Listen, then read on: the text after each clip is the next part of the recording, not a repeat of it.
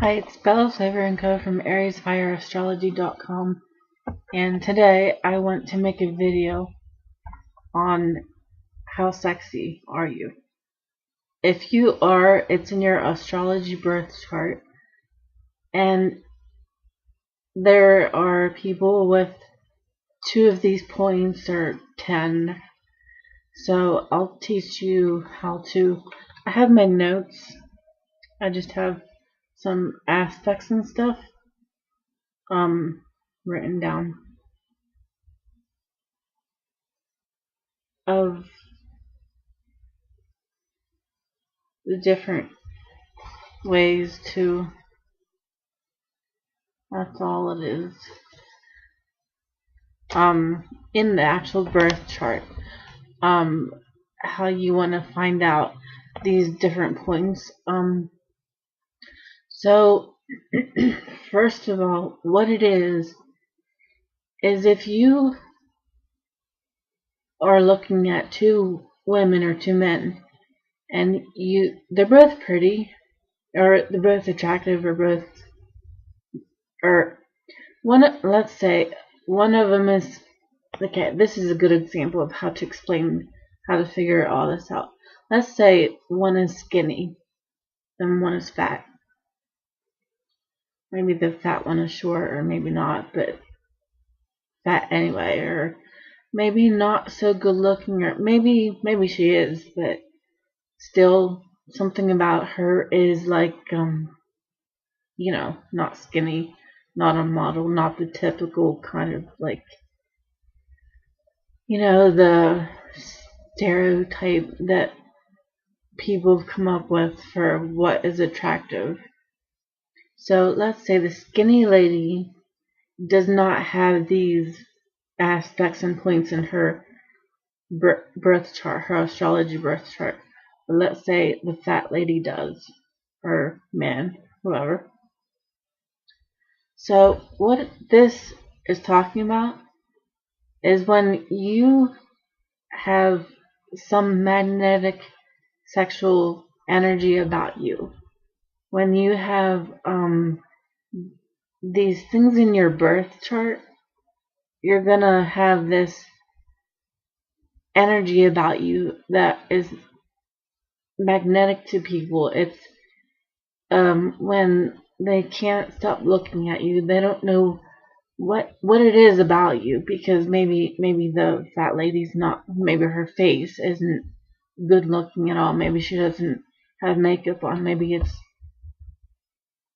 just some plain old face that's whatever. But if she has this in her birth chart, this is what I'm talking about. They're gonna, if it's when you look at someone and you're captivated by them, and you can't put your finger on why, because if you look at the person, they're not good looking or whatever, and or it can be a lady or whoever, if they're all covered up and have a bunch of clothes on and you can't even see their body at all or anything, or like some cultures where or religions or whatever, where they are all covered up and you can't hardly see their bodies.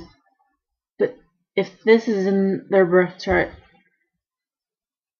even if they're all covered up, even if it's like this, like you can't see anything, but it's like this, you're gonna feel this from them, like, naturally. It's gonna be a magnetic sexual energy around them, that it's like it attracts you to them, and you can't resist being around them. Like, you want to rip their clothes off, But let's say this skinny, tall, cute lady, her face is actually pretty. Like, I mean, the features of her face and everything. It's actually attractive to you. But she does not have these things in her astrology birth chart. You're gonna think her face is attractive, but you're not gonna be sexually, magnetically attracted to her. because she doesn't have this in her birth chart. If this isn't in your birth chart, you're gonna be like stone cold towards the attractive skinny model.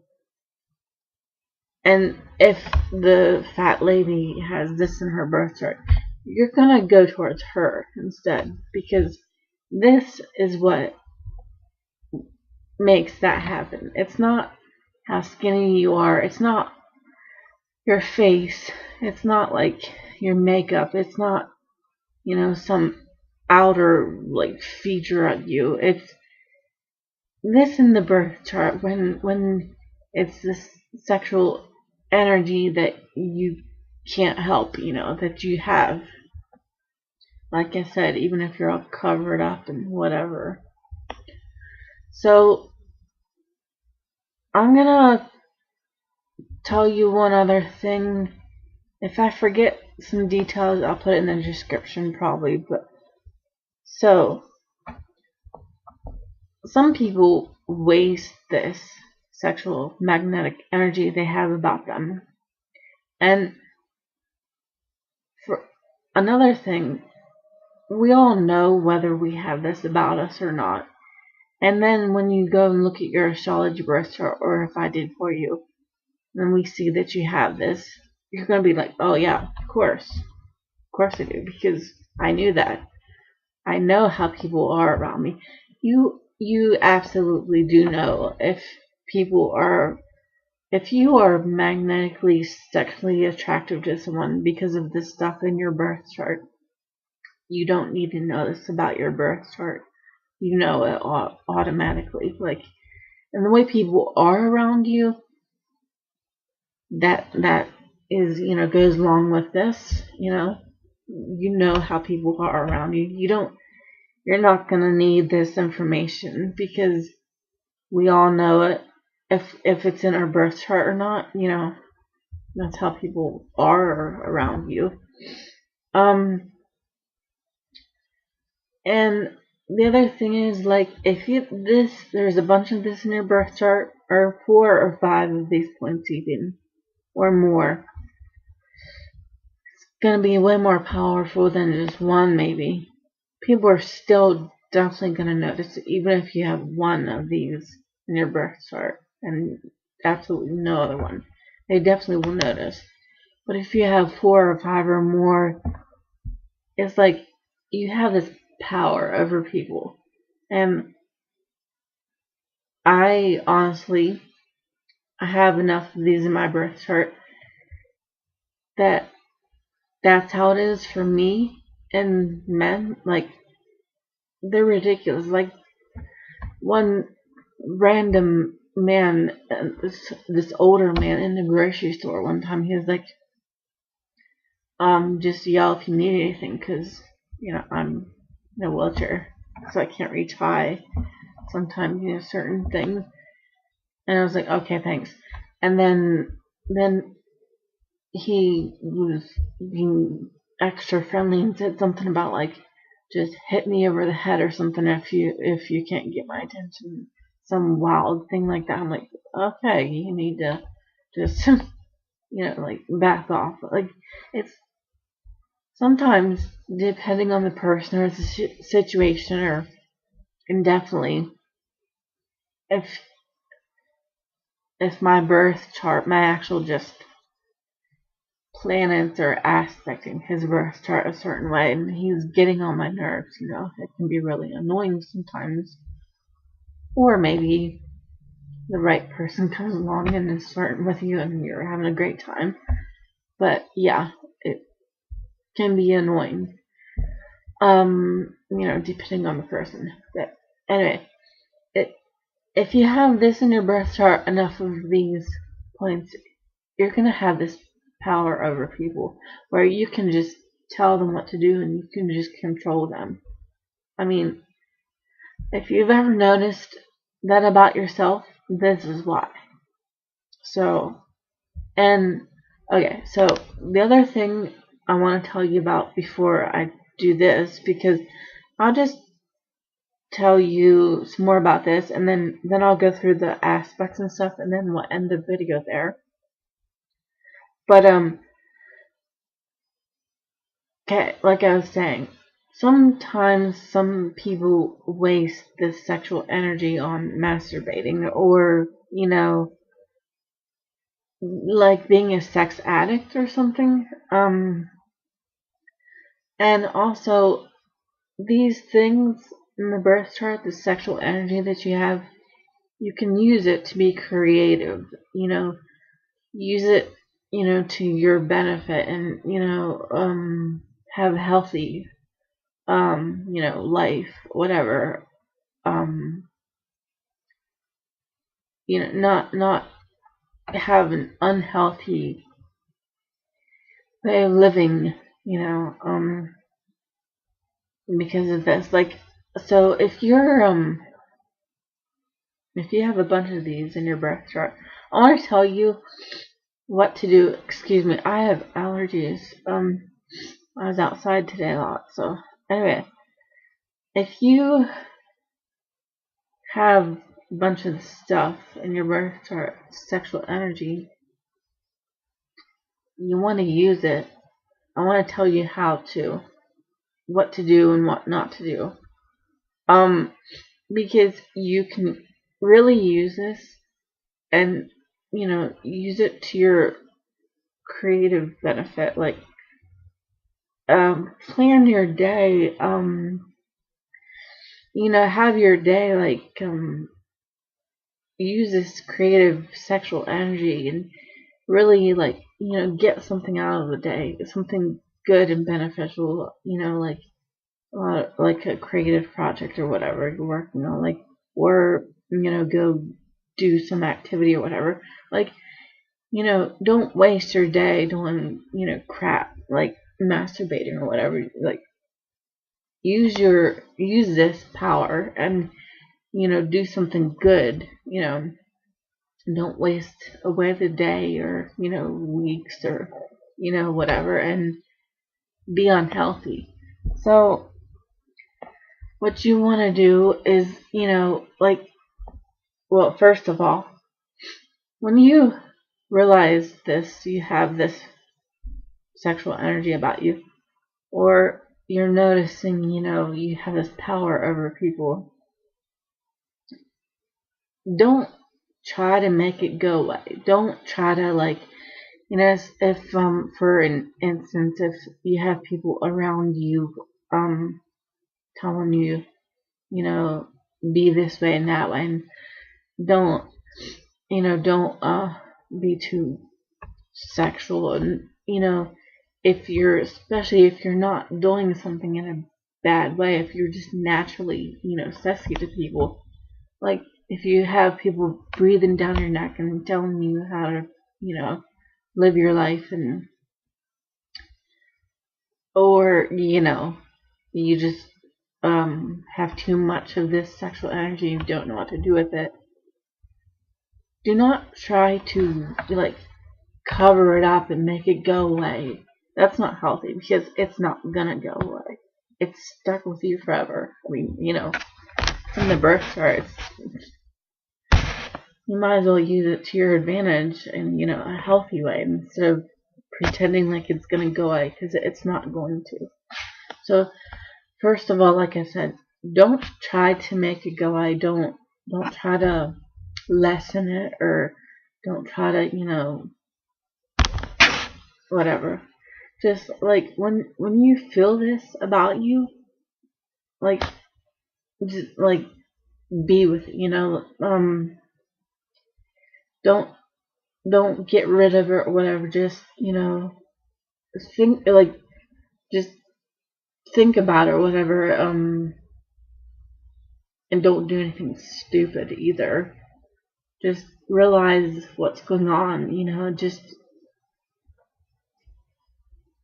think about it or whatever. Like, kind of meditate a little bit, that kind of thing, and what you want to do is, when you feel this, sexual urge coming on, that, either, I mean, obviously have sex sometimes or whatever, but you don't want to do that too much where you're turning into an addict and wasting this and, you know, being unhealthy. So you want to, let's say in the morning you're feeling this way and you're not having sex with your, you know, whoever, and you have an urge to, you know, do something. You want to just think about it and just be with it a little bit, and then go, you know, plan your day with this power that you have or whatever, and go, you know, like do something healthy, like an activity, exercise, or, you know, some sports activity, or, you know, any kind of activity you like to do, or, you know, some like swimming, or, you know, any kind of movement or dancing. Not that swimming is necessarily gonna be like sexy, but definitely, you know, like dancing or exercising, or, you know, mixing your dancing with your exercises, but in a healthy way. Don't get carried away and do all this slutty crap and, you know, waste this energy and then feel nasty because of it. So you want to go do something healthy, you know, go, you know, dancing in a healthy way or something. Or you need to use this for your creative projects. You really can, it's creativity. Like, this equals creativity, you know, too. Not just having some power over people. You want to go, you know,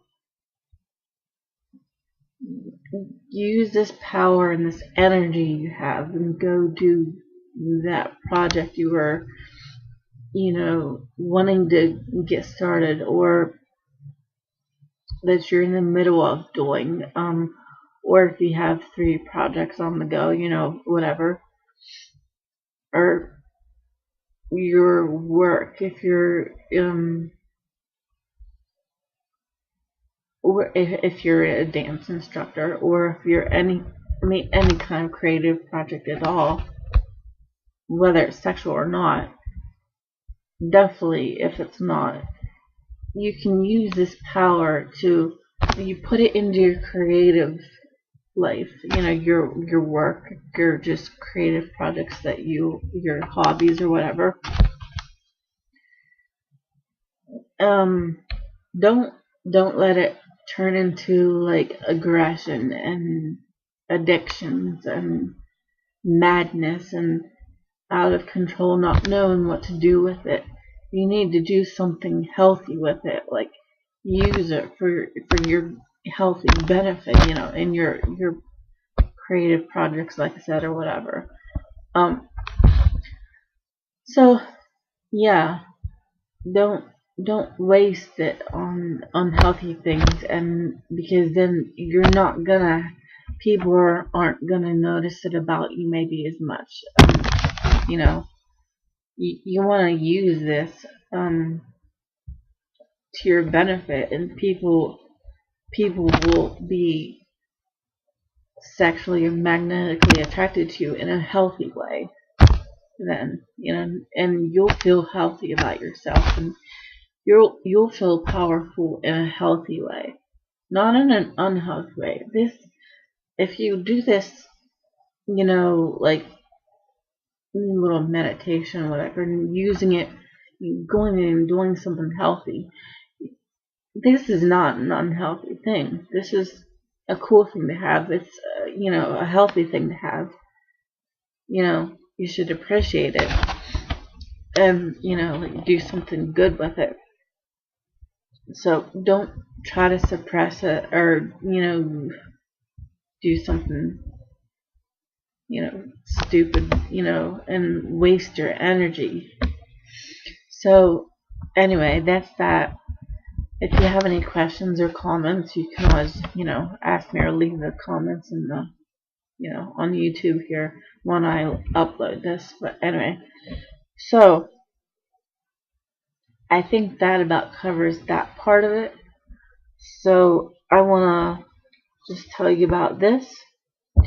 Now, what I've researched on the internet or other astrologers that have made these videos, some of them didn't include some research that I found on my own. So, I'll just leave that for last and tell you, there's 5 different techniques you want to look at to see the different points of this sexual energy you have in your birth chart, including mine that I've researched that some people left out of their videos. So, okay, so first of all, Pluto and the North Node Rahu and Venus and Mars are the planets, or the, whatevers you wanna, that we're gonna look at here, because Venus is sensuality, it's not sexuality. That's Mars. Since those 5 senses, and love and beauty and art is Venus. So it's when you attract, people to your, have this sexual energy about you, and people are attracted to you. That's sensuous. I can't say that word, but you know what I'm talking about. So Mars, though, Mars is an impatient planet. It's like, I want something now. And it's sexuality. It's, just that. It's impatient. It wants, sex now. Because Mars is sex, for one thing. It's aggression and energy and passion and, all that stuff, and sex. And so it's just the impatient part of a person. And Pluto's higher octave of Mars. It's the planets go deeper than Mars does about all this stuff. It's, ruled by the 8th house, which is sexual intimacy, inner demons and stuff. So, Pluto is Pluto's transformation and growth, and about, your inner demons, and it's, the sexual intimacy with someone. But it's like, Pluto is powerful. I mean, it can be extremely powerful. And I notice along the way, different people, people can always make decisions for the better or worse, and about the aspects between people and transits, in the sky and stuff. People are more powerful than just a planet, but Pluto is very, very powerful, though. Depending on the 2 people, when there's aspects in synastry, Pluto it's obsession. But it's, like I said, the deeper side of Mars. It's, transformation and growth also. But Pluto can control 2 people in some kind of relating to each other in a sexual way, especially too, and obsession and, all that stuff I said for years even.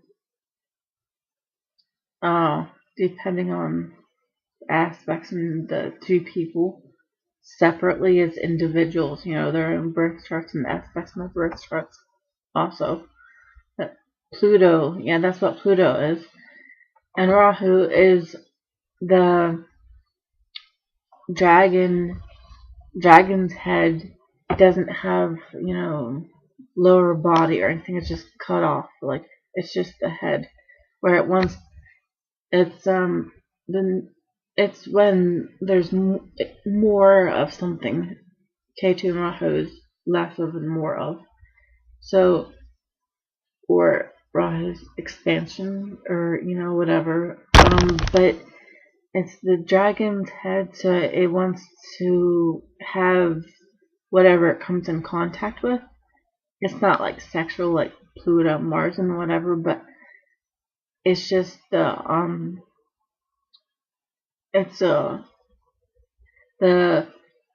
south and north node of the moon is what that is. So it's just anyway, yeah. But Rahu is insatiable. It wants more and more and more, because there's no belly, no end to our tail, so just like all the stuff it eats just, goes out. There's nothing there to capture what it, eats or whatever. So it's insatiable. It wants more and more and more of whatever it's in contact with. So that's why it's included in this. So Venus rules Taurus and Libra, and Mars rules Aries and Scorpio. Pluto, excuse me, my throat's bad. Pluto rules Scorpio too.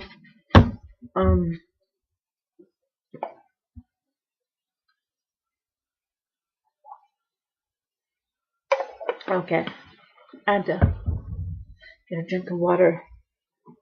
Can't keep talking without a little bit of water. Okay, so those are the few planets and the zodiac signs we're going to be working with in this video. So, okay, first of all, you want to look at your birth chart. You can use a Western or Vedic birth chart and find out the same stuff in here. And for some of this, you need your time of birth, which is your ascendant sign, or the first house, one of the angle houses. So if you don't know that, you'll just not be able to include one of that in these points. But a lot of this you'll be able to. So first one, I dropped water on this too. You want to look at your ascendant sign and your sun and moon and Venus and Mars and the Lord of ascendant, which means if your ascendant sign is Aries, Mars is the Lord. Taurus is ruled by Venus, so that's the Lord. Mercury rules Gemini, the moon rules Cancer, Sun rules Leo, Mercury rules Virgo, Mars rules Scorpio, Jupiter rules Sagittarius, Saturn rules Capricorn, Saturn rules Aquarius, and Jupiter rules Pluto. So those are the Lord of Ascendant signs. So if Ascendant, Sun, Moon, Venus, Mars, or Lord of Ascendant is in Taurus, Libra, Aries, or Scorpio, give yourself a point. So if Lord of Ascendant and Sun is 2 points. Or if your Ascendant Sun and Lord of Ascendant and Sun is in Taurus, Libra, Aries, or Scorpio, that's another point, So,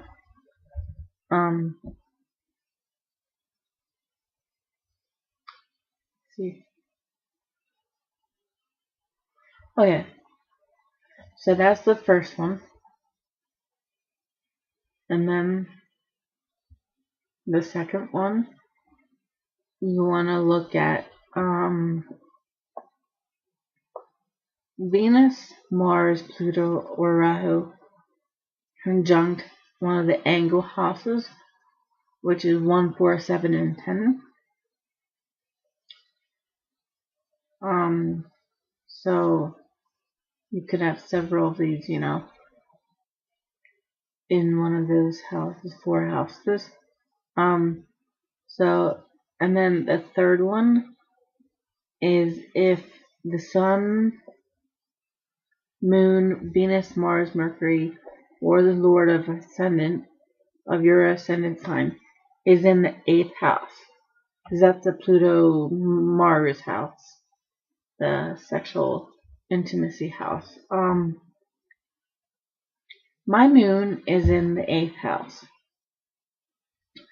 So I have several of these points. That's one of them. And also, the moon being in the 8th house, what that means is when you're a private person. That's if the moon was in the 1st house, it means something different. Or if the moon was in the 12th house, it means something different. Or the 6th, or whatever. But the moon being in the 8th house means you're a private person, for one thing. So that's not a bad thing, or the moon being in any house is not a bad thing. But it can be kind of good if you have several of these and you're a healthy person and you're not wasting the sexual energy and power, that you have. The moon being in the 8th house and you being a private person, you can use that to your advantage and not, like waste this sexual energy that you have and go brag about yourself to everyone, or whatever. But that's just, extra astrology. But anyway. So yeah, that's the third one. If Sun, Moon, Venus, Mars, Mercury, or Lord of Ascendant is in the 8th house. And then the 4th one, I could include my little research in the 4th one, but I wanted to make it the 5th one because it's its own separate thing. It's Lilith. So we talked about Venus, Mars, and Rahu and Pluto. Then there's Lilith, which is a different thing in the birth chart. It's a very, very powerful thing to have. So we'll just keep that for the 5th thing. So the 4th is just a list of aspects you want to look at in your birth chart. Or if you don't know, you can ask me and I can, look at your birth chart. I have some services on my website, ariesfireastrology.com, that include this in it. Or if you want to just ask 1 question or 3 questions, you can pay for that service too if you want me to, look at your birth chart about this, if you have questions about it. But so if you want to look at your birth chart or you want me to, we look at, first of all, the Sun conjunct Venus is 1 point. That one is only conjunct, none of the other aspects. But then when you look at Mars, it's either Sun square Mars, Sun conjunct Mars, or Sun opposite Mars. So if you have,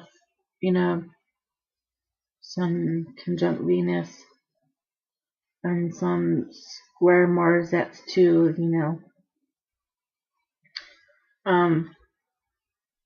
So anyway, those are a couple. And then you want to look at Mars conjunct square or opposite Venus.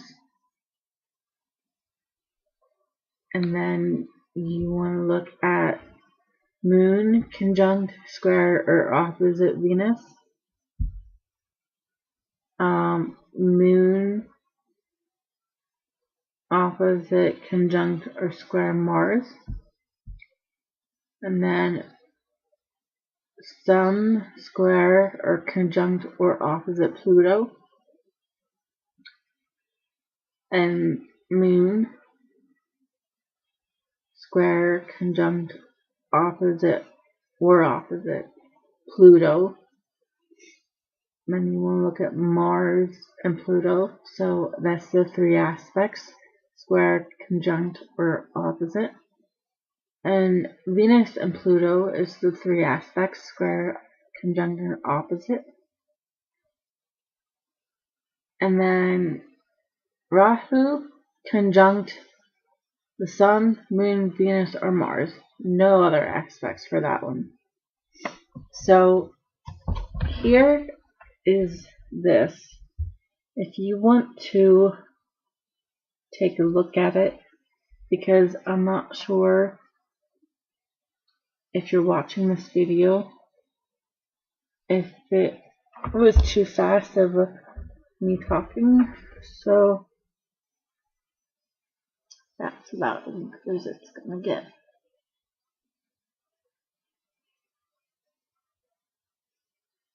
I didn't write the proper symbol for conjunct. I wrote a plus sign some of the time, and I wrote CO and J for the abbreviation.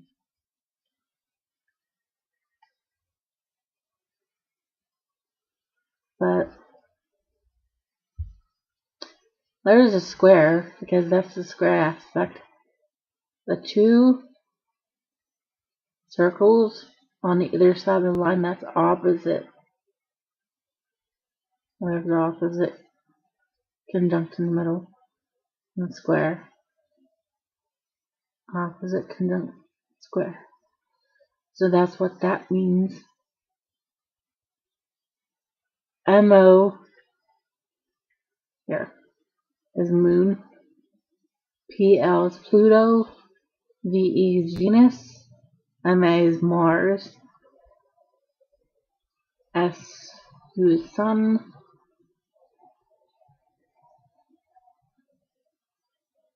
RA is Rahu.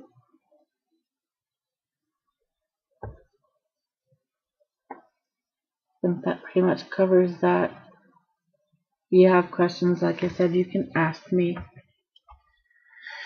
So then there's Lilith. And I want to do this because there might be a few other ones that I'm not, discussing in this video. But there's not going to be many more. But there might be a couple aspects. I have come across a couple that could be included in this, but I'll leave it at this for now. And if I come across any significant other aspects or anything, I'll either put it in the description here or in another video, and make sure you know that it's related to this one. So Lilith in the birth chart is very powerful.